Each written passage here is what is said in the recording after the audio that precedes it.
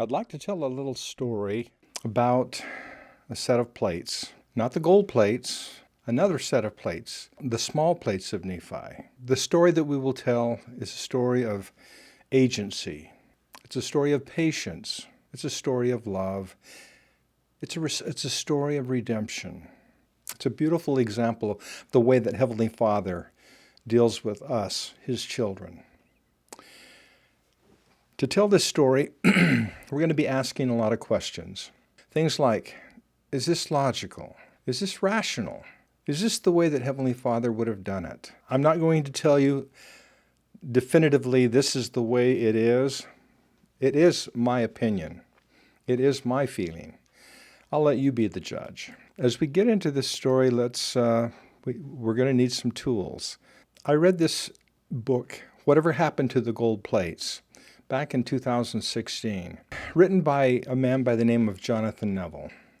Jonathan Neville I'm a great fan of his. He's a gifted writer, an attorney by trade. I love the way he thinks and the way he puts together his thoughts in a logical, clear fashion that just makes sense. In this book, he tells about an experience that he had, a moment of clarity in which everything just kind of came together. So we'll get into that story. It'll be later on in this presentation. It's the story of a wagon ride from Harmony to Fayette, involving Joseph Smith, David Whitmer, and Oliver Cowdery. Okay, before we get into that, we need to kind of set some groundwork. Is geography important? Do facts matter? Is history important? Yes, all of these things are important. In the year 2000, a very powerful movie was released. Following the long, successful run of the movie Legacy, A Mormon Journey, the Joseph Smith Memorial Building at Temple Square in the year 2000 debuted The Testaments of One Fold and One Shepherd.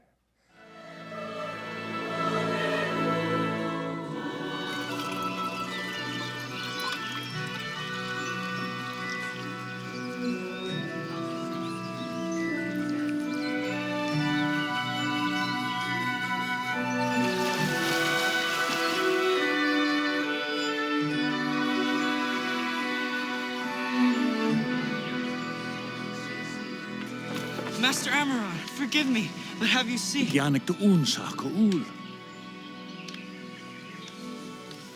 It is the sign the prophet Samuel gave us. This day cometh the Son of God into the world. Where will the Son of God appear? In a place far away in the land of our forefathers.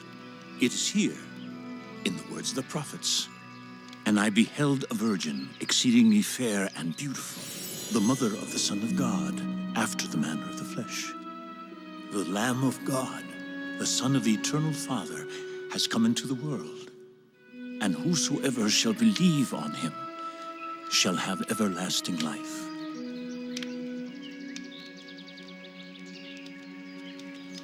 That was a long time ago. I have been looking for the Messiah ever since that day. And God willing, I and my children shall look upon him with our own eyes. This was the most expensive movie that the church had ever produced up till that point. They picked a location on the Hawaiian Islands. I think it was on the island of Kauai. It was the biggest movie set that had ever been put together on the islands of Hawaii. It told a beautiful story.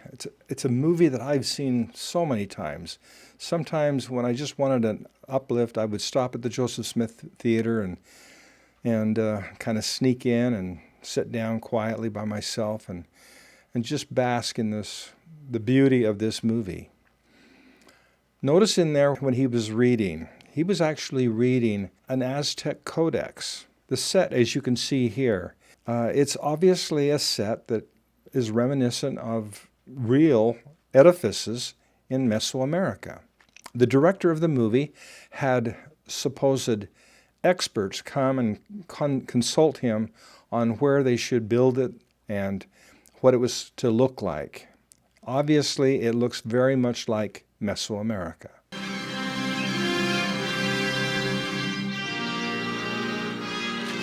The vapor was so thick that I could not even light a fire. For 3 days, my father suffered near death, and I could not help him. Have I told you? My father saw the beautiful sign of the Messiah's birth. And now we suffer the sign of his death.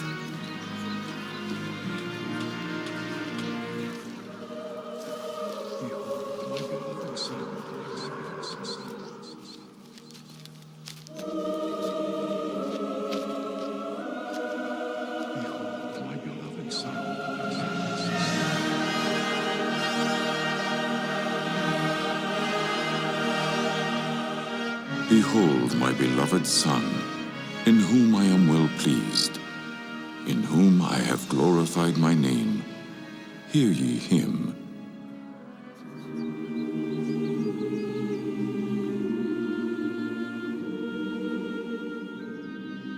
Behold, I am Jesus Christ, whom the prophets testified shall come into the world. I am the light and the life of the world. I have glorified the Father in taking upon me the sins of the world. Arise. Beautiful movie. This, I think, represents kind of a high water mark. The scholars at BYU and this movie was rather convincing that that's where it took place, because it seemed that it received official endorsements. But was that really the case? I think that the core message of the movie is intact regardless of where we shot it. The fact that we had so much fun with those wonderful feathers and pyramids and the biggest set ever built in the state of Hawaii in recreating Zarahemla as a Mesoamerican city. If I did it all over again, I would do it differently. But I would not change what the film is about. The film is about a testimony and a testament of Jesus Christ, another testament of Jesus Christ. And the reality of his divinity, the reality that he knows us, the reality of our journey, being blind, being led by faith, being healed by the Savior, and that definitive moment when we discover that he knows us, and he knows us by our name. That's the message of the Testament. So it so surpasses where we set the movie. I think that's kind of irrelevant. I've made jokes. I've said, look, I made the biggest, most expensive movie the church ever made, and I made it in the wrong place. But I didn't make the wrong movie.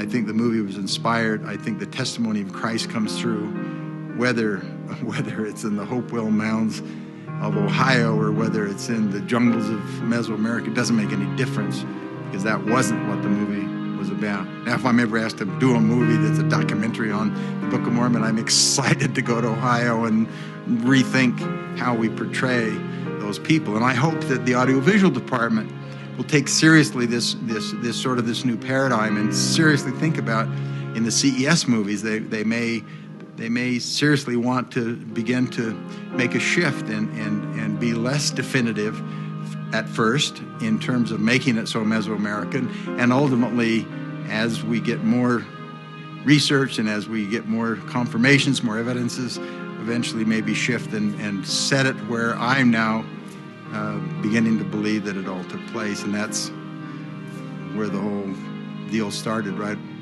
near the Garden of Eden.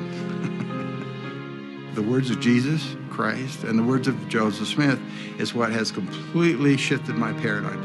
I don't know where these things took place. The church has no official position. President Fauci looked me in the eye and said, Keith, we don't know where these things happen. I begin with that.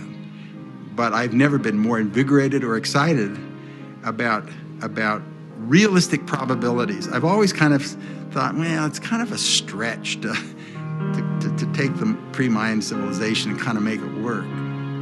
But you set it aside in the black box. But all of a sudden, things start to fit and gel, and I'm invigorated and excited and rereading the Book of Mormon, and a whole new movie is unfolding in my mind and my eye. I love the buffalo. I mean, the beasts, the migrating beasts that we feed on their carcasses. The buffalo. I mean, I love the buffalo. Does it really matter where the Book of Mormon took place. This movie set could have been in Thailand or in China. They could have been reading from a Chinese Sanskrit, or not Chinese Sanskrit, but some other language. Does it really matter? If it doesn't, then why do so many people want to go to Israel? Why do so many members of the church want to go to Palmyra, to the Sacred Grove? Why do they want to go to Adam or to Independence? It's because it really does matter. The small plates of Nephi, does it matter? If it doesn't matter, then this presentation is meaningless. If the small plates of Nephi are important to know where the Book of Mormon took place, and if they actually help us to make that discovery, then I think, once again, the whole thing matters. Geography does matter. This restoration came about in a logical, in a rational way. How come the buffalo are so important to him? Does that actually help strengthen your testimony? Learning about the buffalo. Well, think about this for just a moment. Are there any migrating beasts in Central America? The answer is no. Are there migrating beasts in North America? Yes, among which are the buffalo. The Book of Mormon talks about the people following the migrating beasts and eating their flesh. So, geography and history testify of Christ. For him, Jonathan Neville, that moment of clarity was a moment where his testimony was strengthened. And it was strengthened because of the small plates of Nephi. So that's the story we're going to tell. In order to tell this story effectively, we're going to have to acquire some tools. Now, the tools that I'm showing you first is the Joseph Smith Papers project. It was completed in 2023. You can see this is kind of the celebration event. The person in the center of this group, Gail Miller, the wife of the late Larry H. Miller, and she is the honored person. To tell you a little bit about that, first of all, I need to tell you that when the saints left Nauvoo and came west, they brought their treasure with them, packed up in a big trunk.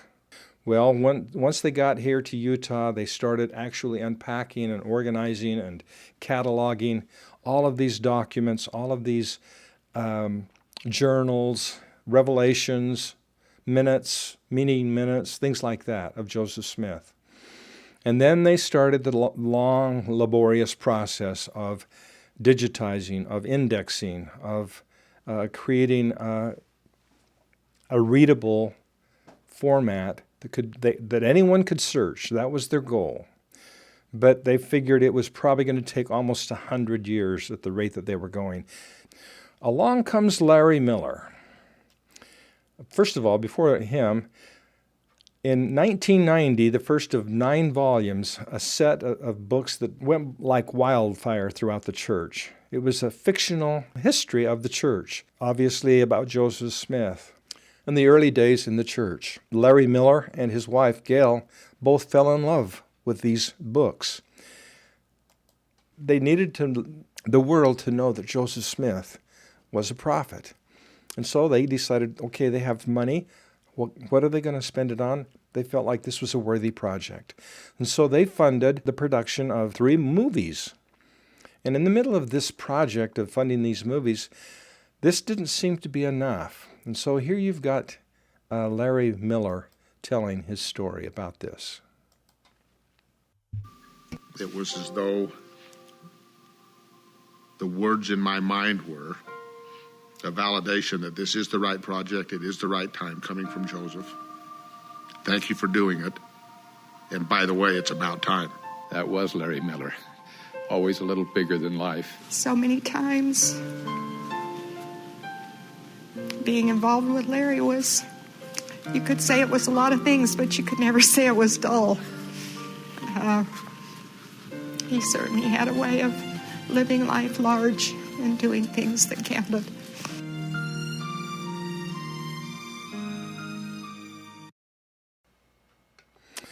Now, we want to use the Joseph Smith papers in this presentation. We don't want to use the commentary because the commentary is slanted, and I don't want that. I have my own slant. I'll use my own slant. So we will use the Joseph Smith papers because we want to find out what Joseph said. We want to find out what Oliver said and the other people that were involved in the founding of this church. Okay, the next thing we need to do is look at some of these testimonies. And we're going to turn to the Journal of Discourses. Now, the Journal of Discourses is a collection of speeches. The talk we want to get into is a talk given by Brigham Young. Now, he gave a lot of talks. Why is this one so important? Because it's not about Brigham Young. It's about someone that he spoke to, one of the three witnesses, Oliver Cowdery. Now, also to give credence and give some value to this talk, we need to understand what Brigham Young was going through. This is the last 8 months of his life, and you can kind of feel the urgency that he's going through. In January of that year, baptisms for the dead were performed for the first time since Nauvoo. In January 11th, first proxy endowments performed, and the first proxy sealings of children to parents performed in this dispensation. Later on, in April 6th, the St. George Temple was finally dedicated, and he was down in St. George going through the temple. He was in very poor health, and he had to be carried throughout the St. George Temple as they worked on the endowment, the script for the endowment. He and the temple president was Wilford Woodruff. During that time period, it says that there were 7 new stakes organized. And so the stakes prior to that time, most of them have been presided over by apostles. There were 13 stakes prior to that, and then he was going to add 7 more, so very, very busy. On June 17th, 2 months prior to his death, Young felt compelled to emphasize the reality of the Hill Cumorah. And so in volume 19 of this online version of the Journal of Discourses, we see this stake conference organization talk given by Brigham Young. And he gave this talk at the organization of the Davis County Stake. We're not going to read the talk, but we have the one little part that we want to read. Now, he's setting us up. It was a personal conversation that he had with Oliver Cowdery. And he says, "This is an incident in the life of Oliver Cowdery, but he didn't take the liberty of telling such things in meetings as I take. I tell you these things, and I have a motive for doing so that seem to be entirely hidden from the human family." Why didn't Oliver tell these things? I think because when you look at the founding of this church, especially the translation time period, it was a very murky time period. They didn't speak about it. And that's why there's all of these different opinions and different thinkings coming out of the translation time period, because it was kept quiet. Think of this. Back in the days when the gold plates were pulled out of the Hill Cumorah, you saw pot marks all over the Hill Cumorah. People, treasure seekers looking for additional gold plates. Think what would happen if it was revealed that there was a library of plates, maybe hundreds of gold plates. There would be absolute chaos. And so everything was kept quiet for many years. He's revealing this 48 years after the conversation he had with Oliver Cowdery. So he's setting us up for this conversation, and then he tells the story, and then after the story he says, "Now, I've told you this, that it will not be forgotten." And then he says it, emphasizes again why he told this story. He says, "Now you may think I'm unwise in publicly telling these things, but," he says, "I have a purpose." He says, "I want the saints to understand some little things with regard to the workings and the dealings of the Lord with his people." Okay, so let's go in and tell the story now. When Joseph got the plates, It says, the angel instructed him to carry them back to the hill Cumorah, which he did. Oliver says that when Joseph and Oliver went there, the hill opened, and they walked into a cave, in which there was a large and spacious room. This is the hill Cumorah in New York. Why is that important? There was in the room a large table, and altogether in this room there were more plates than probably many wagon loads. It's a library, a record vault, many wagon loads. And then it says, when they went there the first time, there was this sort of labian hanging on the wall. And when they went there again, it had been taken down and it was laid upon the table across the gold plates. It was unsheathed. So that story that President Brigham Young told 48 years after his interview with Oliver Cowdery is key to our presentation. If that story has validity, then everything fits. If it doesn't, then I have a very weak presentation. We're going to continue on and tell one more story. This story happened the same year that Brigham Young died, and the same year that he told the story. And it was an interview that that Elder Stevenson had with David Whitmer in 1877. Now, who is Edward Stevenson? Well, he was one of our great missionaries. He spent mainly his adult life on mission after mission. He was a member of the 70s. In fact, he was one of the 7 presidents of the 70s. On one of his missions back east, he stopped in at Richmond, Missouri, and had an interview with David Whitmer. David Whitmer confirmed that he too had visited with Oliver Cowdery, and Oliver Cowdery told him essentially the same thing that Oliver Cowdery told Brigham Young. So you've got 2 witnesses of this Oliver Cowdery story. When they walked in this room, that it was filled with treasure, and on a table therein were the breastplate, the sword of Laban, as well as the portion of gold plates not yet translated. And yet these plates were bound by 3 small gold rings and would also be translated, as was the first portion in the days of Joseph. When they are translated, much useful information will be brought to light. It's interesting that this last conference, Elder Jeffrey R. Holland talked about the fact that there will be new records coming forth. Could he be talking about these? I don't know. So we're continuing to collect testimonies from primary sources as much as we can get them. Reliable first-generation primary sources that are reputable. We next go forward to the year after Brigham Young died. What was the status of his presidency? The 2 people that we're going to be talking about is Orson Pratt and a young apostle by the name of Joseph F. Smith. Kind of set the stage for this journey that they took.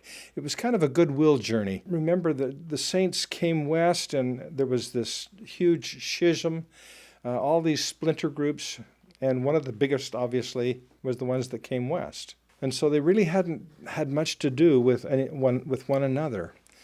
But now things were calmer now. It was time to mend bridges and create some good relations. So these 2 elders went east. This is a quote by C.S. Lewis, and I love this quote. It says, "I do not think that all who choose wrong roads perish, but their rescue consists in being put back on the right road. Some can be put right, but only by going back till you find the error and working it afresh from that point, never by simply going on." Well, what is the error? And how do you go back until you find out where the error first occurred? In my mind, the error was geography. In the early 1900s, some LDS church scholars followed the lead of reorganized Latter-day Saint scholars over the objection of LDS prophets. They rejected Letter 7, which was written by Oliver Cowdery with the assistance of Joseph Smith. So basically rejecting the prophet in behalf of other supposed scholars. These intellectuals have persuaded generations of church members that the prophets were wrong about the New York Hill Cumorah. And so this is kind of a chart that Jonathan Neville put together about how this cycle has occurred in the church. A group of intellectuals teach about repudiating the prophets, Joseph Smith and Oliver Cowdery. And they teach students at BYU. Those students go on to become artists, church employees, seminary teachers, institute teachers, religion teachers at BYU. They contribute to the art, and the art then discusses more of this Mesoamerican view, and it's just this cycle that goes on and on and on. I think that the kind of the high water mark, or near the high water mark, was the production of that movie, Testaments. We go back to this error in geography and we work it afresh, we'll find, what did Joseph Smith say? What did Oliver Cowdery say? These two gentlemen that went east, one of them, Orson Pratt, was kind of troubled with his understanding of geography. He's what you might call a hemispheric disciple. First of all, before we talk about Orson Pratt, this slide is a slide that represents a map created by the Reorganized Church in 1898, because they were trying to determine where geography was also. Notice where they put the land of Zarahemla. Here you've got Panama, then you've got the beginning of South America, and up here, I think that's the country of Colombia, is where they determined that the land of Zarahemla was. Not only did they feel that way, but we've got Orson Pratt. He taught in the Salt Lake Tabernacle almost eight years prior to this journey. The land of the Book of Mormon was in South America also. He says, on what part of this continent did Jesus appear? He appeared in what is now termed the northern part of South America, where they had built a temple. At that place the people were gathered together, some 2,500 in number, marveling and wondering at the great earthquake that had taken place on this land. And so he was kind of in the same camp as those in the Reorganized Church. Now, who was Orson Pratt? Orson Pratt was one of our great scholars. You look at the Book of Mormon today, and you look at the Book of Mormon in 1830, the first edition. The first edition had no verses. It was Orson Pratt that added verses to the Book of Mormon. He took those long chapters and cut them up into smaller, more palatable chapters. And so he reduced the size of the chapters, and he added versination. That versination is basically intact even to this day. We're getting ready for this journey. What was the status of the Quorum of the 12 at the time? This is also kind of curious, and we'll just talk briefly about that. If you're interested in a free app, I recommend this one. It is a lovely little free app called Latter-day Apostles. It explores the lives of the apostles from the very first apostle, Oliver Cowdery, to our most recent apostle. This is the last change that was made during the presidency of Brigham Young. And it's interesting, on October the 8th, he actually ordained one of his sons, John Willard Young, as an apostle, added him to the first presidency, and made him his first counselor. Brigham Young was not very well. He was very ill, in fact. My personal feeling is that John Willard Young was made an apostle to help take care of his ailing father. A few months later, at the death of Brigham Young, this is what the leadership in the church looked like. All of the apostles went back into the quorum. Willard Young doesn't show up anywhere. He went back into private life. He remained an apostle until the day he died, but he held no leadership in the church. These are our two travelers. Orson Pratt was if he would have lived a few years longer, he would have been in line to be the head apostle and more than likely the president of the church. Joseph F. Smith is in this position right here. So this is the way things were in 1878. With the first presidency dissolved, these men decided to go ahead and take a trip, I guess. And this is an important trip because of the things that we're going to learn from this. So they left Salt Lake 3rd. It took them 3 days to get to their first stop, Independence. And at Independence, they visited members of the church.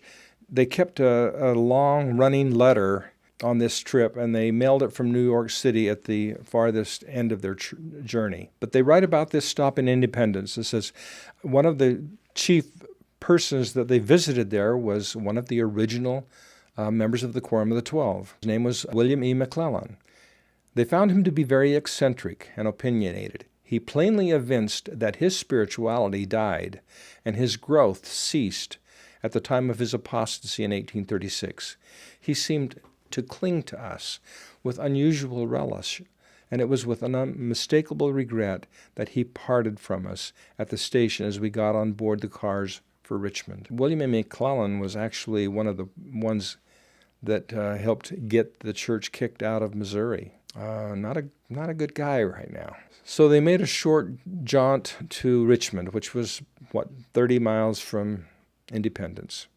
And there they met another person. This person happened to be the last surviving member of the three witnesses. It's interesting that the cemetery, this is a picture of the cemetery as it exists today. There's actually two cemeteries. There's the old Pioneer Cemetery, and this Three Witnesses Monument is in the old Pioneer Cemetery. The city cemetery is where David Whitmer is buried.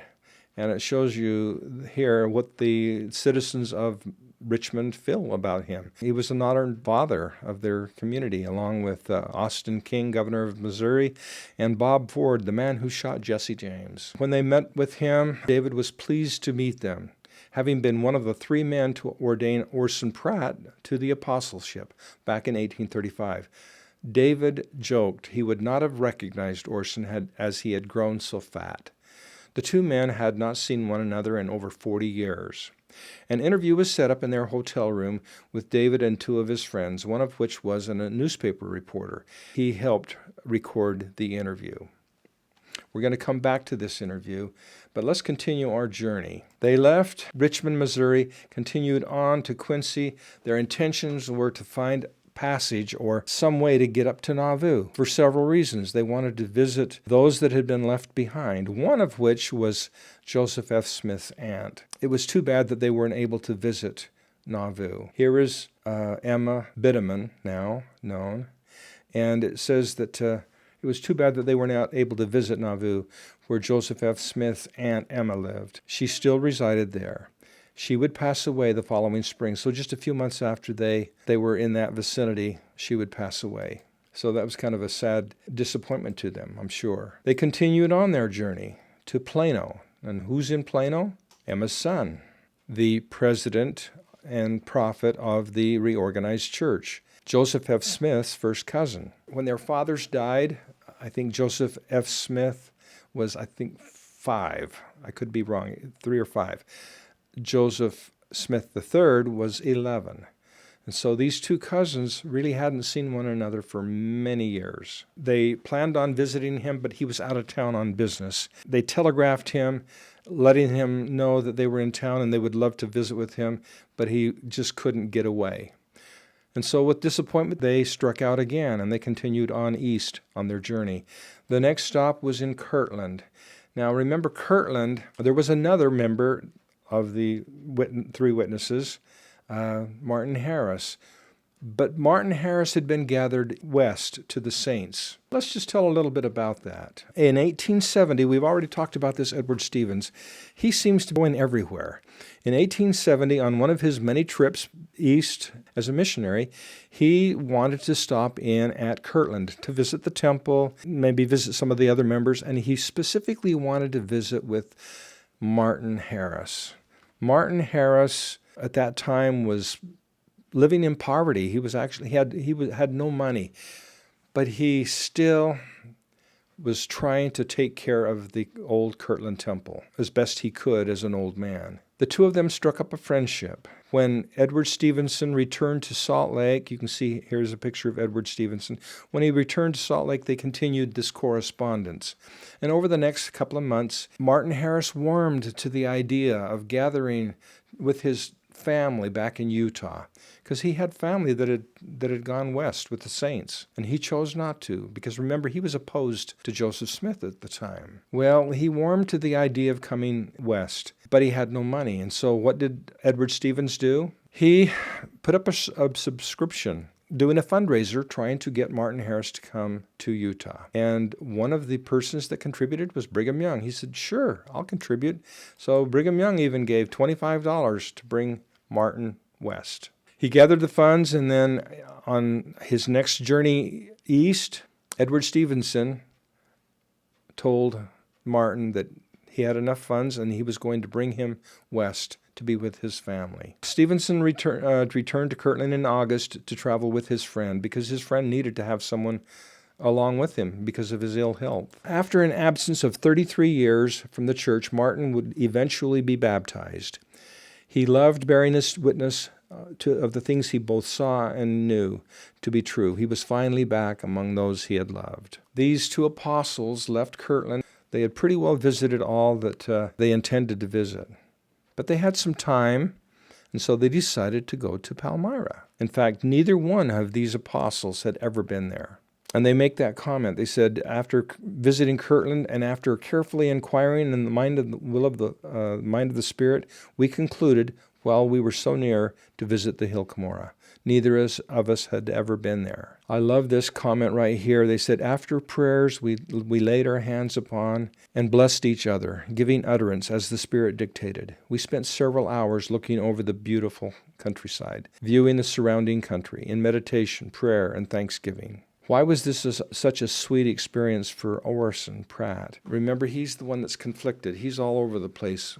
He had written an article in 1866 about the hill Cumorah and about the repository in the hill Cumorah. So this is the first that I can find incident of anyone actually publicly writing about this repository or this records vault in the hill. This is just an excerpt from that article. You can find it in the Contributor and other places. It's called The Hill Cumorah, or the Sacred Depository of Wisdom and Understanding by Orson Pratt. He said, when Moroni, about 36 years after, made the deposit of the book entrusted to him, he was without doubt inspired to select a department of the hill separate from the great sacred depository of the numerous volumes hid up by his father. The grand repository of all the numerous records of the ancient nations of the western continent was located in another department of the hill.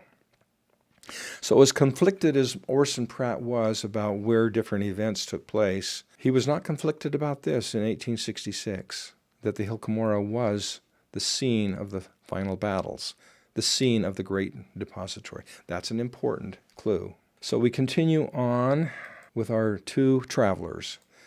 They finally make their way to New York City. And from New York City, they sent their report back to the 12 apostles in Salt Lake. Now let's come back real briefly, and we're going to talk about this experience that they had with David Whitmer. This is the heart of this whole presentation that I'm making. Here is the letter that they wrote, dated September 17th, 1878, to President John Taylor and the Council of the 12. President John Taylor was the president of the Quorum of the 12, not the president of the church at the time. And so let's jump ahead to page 9. Now, we're going to talk about these in more detail. David Whitmer remembers his trip to Harmony. He talks about a couple of miracles, and we'll go into those a little later. Remember, he says he woke up and he found between 5 and 7 acres of my ground had been plowed during the night. Let's go to the next thing, and this is the key to this whole presentation about the small plates of Nephi. On their way to Fayette, Oliver Cowdery, Joseph Smith, and David Whitmer were traveling along in a wagon when they approached a man on the side of the road, an old man. And it says he was in a clear open space, and he saluted us with, "Good morning. It is very warm." At the same instant of wiping his face or forehead with his hand, we returned the salutation, and by a sign from Joseph, I invited him to ride if he was going our way. But he said very pleasantly, "No, I'm going to Cumorah." This was something new to me. I did not know what Cumorah meant. As I looked inquiringly at Joseph, the old man instantly disappeared, so that I did not see him again. This story is at the heart of a lot of confusion in the church. We're going to refer to this in a few minutes, but it's also, and I need to show you this right here. That's how important this story is. Have you ever heard of the Rosetta Stone? It's in the British Museum, and it is kind of the key that unlocked multiple languages. Because on that stone, in 3 separate languages, the same text, and basically taking the known text and then using that known text to unlock the other 2 unknown texts. They were able to open up a whole world. The Rosetta Stone is a very, very powerful gate opener, just as this story became. Remember, at the very beginning of this, I said, as he read the story about them on their way to Fayette, suddenly he had a moment of clarity. We're going to get into that moment of clarity that Jonathan Neville had, and obviously by virtue of that I had, because I had never considered this either. But you're going to have to wait for that.